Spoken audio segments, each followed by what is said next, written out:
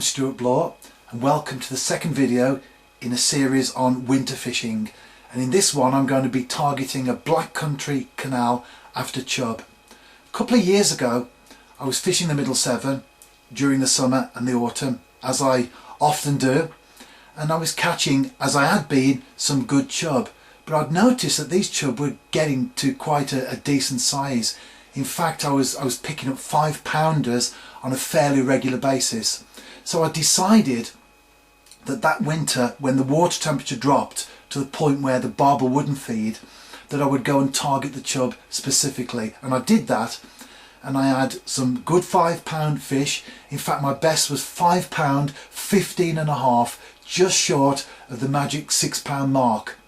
Last winter, I was determined to get back on there again and to crack that 6-pound barrier. Unfortunately, the weather that we had meant that access was a major problem. I love fishing in the snow, but where I live, getting in and out is a real problem and a real issue, so I couldn't travel those sort of distances. But I decided to have a go, as it were, on the local canal to target the chub on there. I knew there were chub in, and you hear rumours, although we must never chase after fish because often we'll end up on a wild goose chase, but I'd heard rumours of good chub coming out, and in fact I'd caught 1 or 2 myself while I'd been after carp. So I decided to give the local canal a decent go over the winter, and I ended up with chub to over 6 pound. In fact, my best was 6 pound, 6.5. So in this video I'm returning to the canal and I'm going to see if I can catch me a nice chub. I'm into my first fish. I haven't been here too long. It doesn't feel like it's very big, but the first one, assuming I get it in the net of course, is always very welcome, isn't it? Because it means that I haven't blanked. Yeah, it's not a big fish at all, but as I said, in that net, and it will be very, very welcome. There he goes. There it is. Nice chub. When I said small, or I said it wasn't big, it's not really small, is it? It's definitely a nice fish to catch, but I'm after some bigger ones. Before I cast out, I'll show you my rig here. I'm fishing with 6-pound line, main line, and also hook length as well. I've got a 1/2 ounce lead, as you can see. That's not fixed or anything, that's a free running lead. And then I've got top and tail rubbers there. There's a swivel inside that system. I've got a hook length of about 8 inches, and then the business end, as you can see, a size 6 hook and a couple of 12mm lobworm boilies. Now you might think that's unusual, fishing for chub deliberately with a hair rig setup, but I'll tell you more about that in the video. But for now I want to get back out and catch another chub, and a bigger one this time. You've seen my hook bait, the lobworm boilies. I'm also putting ground bait out as well, and you can see that there. See the colour of it? That's sweet fruit ground bait, and there's some, not much as you can see, but just a little bit mixed up in the bottom of the tub there. And to the water from the canal I'm adding some corn sleep liquor. It's an old favourite, isn't it, of course, of carp anglers, but I also use it for chub, roach and other species as well. I'm not putting much ground bait in. What I want to do is to attract the fish, and as I've often said in the videos, a crowd attracts a crowd, so I'm not worried about gudgeon, roach, even perch coming into the swim, or even small chub, because in time, of course, the plan is that will then bring the bigger fish into the area. I'm also putting out some boilies by hand as well, some loose boilies. I've dipped the ones that I've got, soaked them previously, but dipped the ones every time I cast out on the hook itself that I'm fishing with. And of course you get stuff all over your hands, you know, the dip.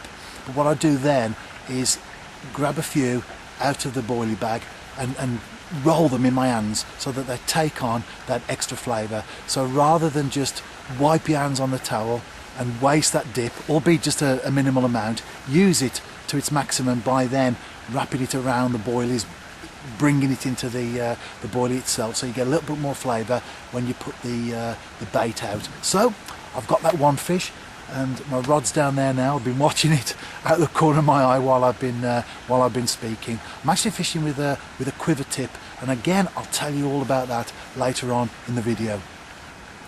I'm into my second fish. Obviously the camera's quite close, you can't see the full bend of the rod. This does feel like a smaller fish, although I'm not going to make any predictions on that, because last time when I said it was a small fish, it wasn't really, was it? I don't want to sound like anything under 4 pound is a waste of time, because it's not. So that was a bit of an error of judgment, I think, on my part. But this is definitely a smaller fish. But still nice, they're all great to catch.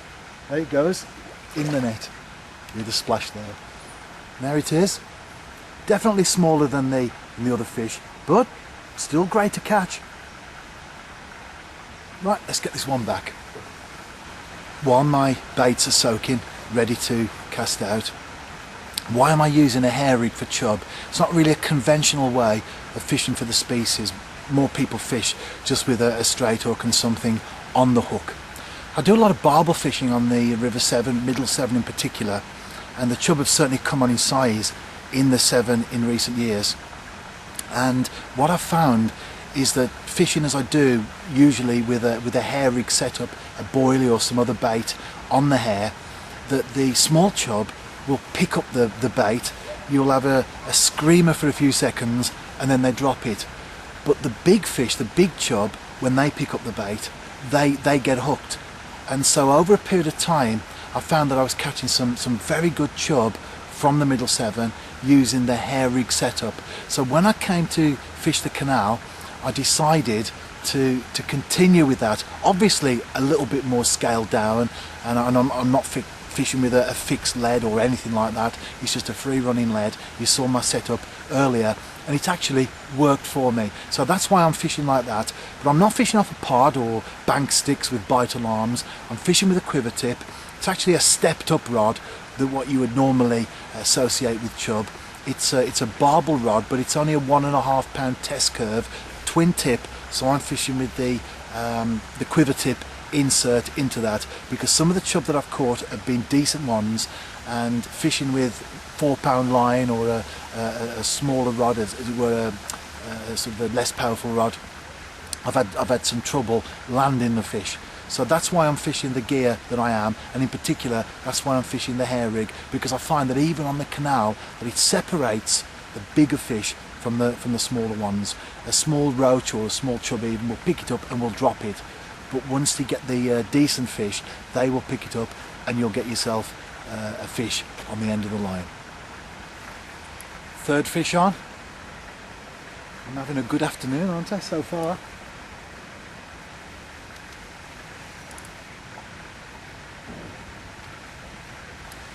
See this one? Yeah, it's a little bit bigger than the previous one, and maybe than the first. So it's not small, is it? And let's just guide it into the net. Yeah, there it goes.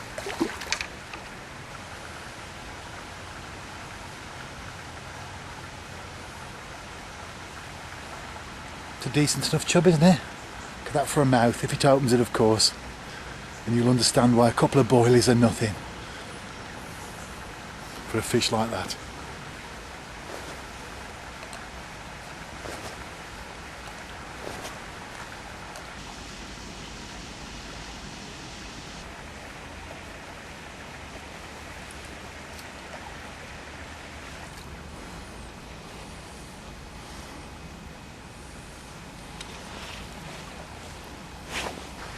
I picked a good day today, didn't I, for filming? And there's the fish. And no doubt, oh, now the boilies have gone into its mouth, should I say. And there's the fish, just the one boilie on there. And this really is a small chub, probably not even a pound. So definitely the smallest of the 4 so far. But, as I said, had a great day for filming, haven't I? And really enjoying this. And I've still got a couple of hours left till dark. Cast out again and watching the quiver tip. I said I had a couple of hours till dark. I've just looked at my phone and it tells me that there's only about an hour to go before it gets really into dusk. When they say that time flies when you're having fun, then they're absolutely right, aren't they, on that? And ultimately, whatever sort of fishing we do, it has to be fun. It has to be about enjoyment. I'm a specimen angler, so I tend to target the bigger fish in the venue that I'm on. There might not be monsters, but I still go for the biggest fish that I can get out of that particular place.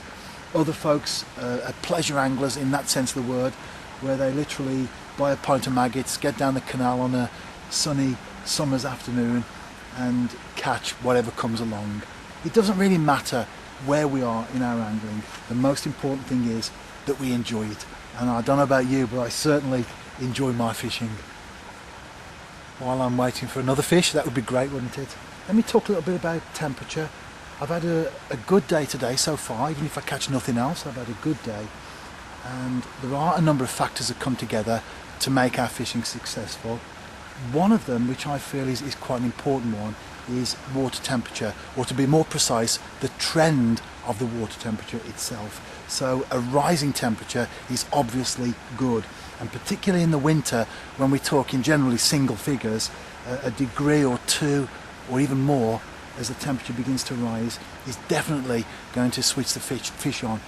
And that's what I've experienced today, because we've had a reasonably mild spell for the last few days. Some southwesterlies have been coming in, dropping in some nice, lovely, warm, relatively speaking, rain. So the temperature has gone up to 9.2, which is actually quite good, because it's been much lower than that recently. So I feel that has been a big factor in me having the day that I've had today. Not the only factor, of course, because you could still come out today and blank, and you could still go when the temperature's rock bottom and drop in, and you can still catch. But I feel that's an important factor, and I'm going to show you now my thermometer that I use. If you have liked my Facebook page or follow me on Twitter, you'll know that I, on a regular basis, post the angling conditions, and in particular the water temperature. So I'll show you my thermometer now. That's the thermometer itself. As you can see, the reading there is 9 Celsius, and we're well into afternoon now, and that's the air temperature. And there's a sensor that you can see there on the end, and as you can also see there, that I've tied a little bomb on it to throw it out a little bit more easily than if you just throw the plastic out. And there's the bit that fits into the thermometer, and also, if you notice, I've put some tape on there. I have had a few of these in the past, and the weak spot, certainly for us as anglers using them in the conditions we do, is that connection there. It's not really meant for that, so if you put a little bit of tape on, it strengthens it and it doesn't cause the end to give way there. So I've had this particular one for quite a while, and it's from Maplin's. I forget exactly how much it is now. It's certainly less than £20. I think it's about £17.99, but I find it invaluable for finding out what the water temperature is, and as I've already highlighted, not just the water temperature but what the trend is.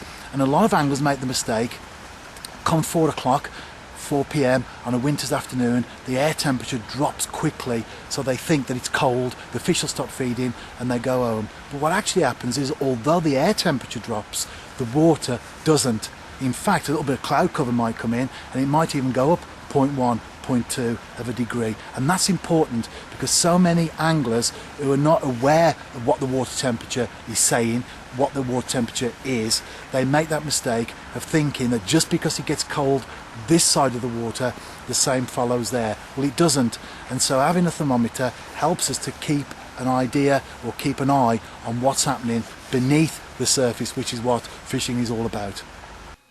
I hope you've enjoyed the video. I certainly enjoyed making it, as always.